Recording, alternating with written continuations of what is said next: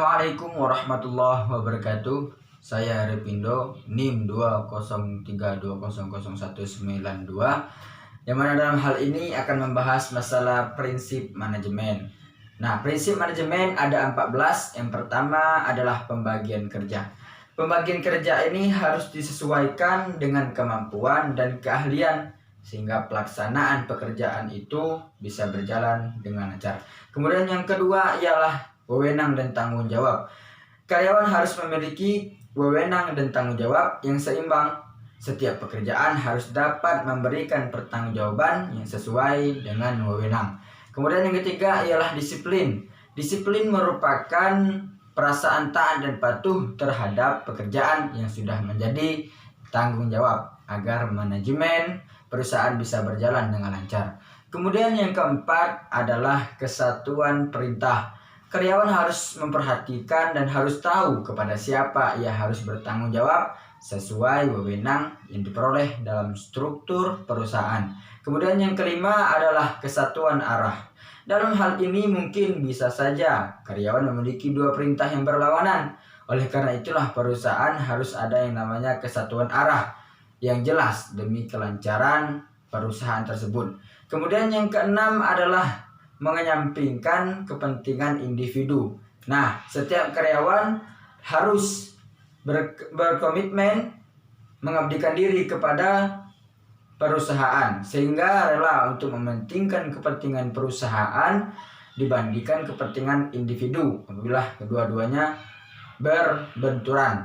Nah, dalam hal ini akan muncul apabila karyawan itu merasa senang dalam pekerjaannya. Kemudian yang ketujuh adalah penggajian. Pada prinsip ini, karyawan berhak mendapatkan gaji. Nah, untuk menimbulkan rasa kedisiplinan, rasa semangat, dan antusiasme untuk bekerja dan membuat prestasi yang lebih besar. Kemudian yang kedelapan ialah pemusatan. Pemusatan ini akan menimbulkan pemusatan tanggung jawab dalam suatu kegiatan, yang mana hal ini terletak pada wewenang tertinggi atau manajer puncak.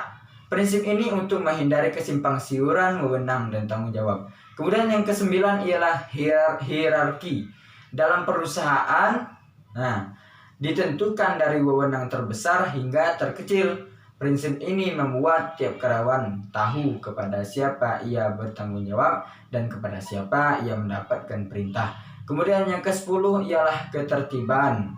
Prinsip ini berkaitan dengan yang namanya prinsip disiplin. Dua sikap ini harus dimiliki oleh karyawan agar terwujud ekosistem pekerjaan yang tepat, yang lancar, dan tenang.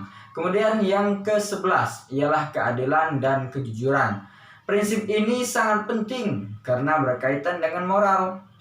Nah, karyawan harus jujur dalam membuat laporan dan manajer harus bersikap adil kepada bawahannya. Kemudian yang ke-12 ialah stabilitas kondisi karyawan.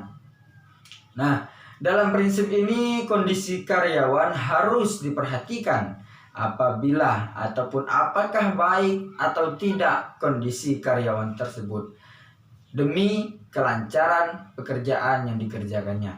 Kemudian yang ke-13 ialah inisiatif.